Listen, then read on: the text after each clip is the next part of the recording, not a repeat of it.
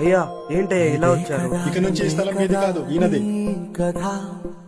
అయ్యా అయ్యా అలా కాదయ్యా, నా మాట వినండి అయ్యా. నన్నేం చేయమంటావు? మీ అయ్య పోతూ పోతూ అప్పు చేసి ఈ స్థలం ఇచ్చిపోయాడు. అయ్యా అయ్యా నాకున్నది ఇది ఒక్కటే స్థలం అయ్యా. ఏమైంది సార్?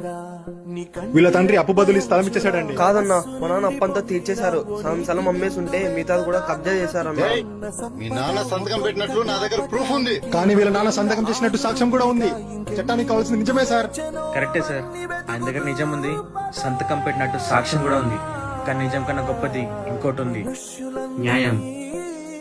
అయ్యా మీకు ఇది కాకపోతే ఇంకో స్థలం, కానీ అబ్బాయి వాళ్ళ నాన్న గుర్తుగా పెట్టుకున్న స్థలం చివరి వరకు ఉండాలని అడుగుతున్నాడు. పేదవాళ్ళకి నిజం కాదు, న్యాయం చేసి చూడండి, అప్పుడు మీకే తెలుస్తుంది.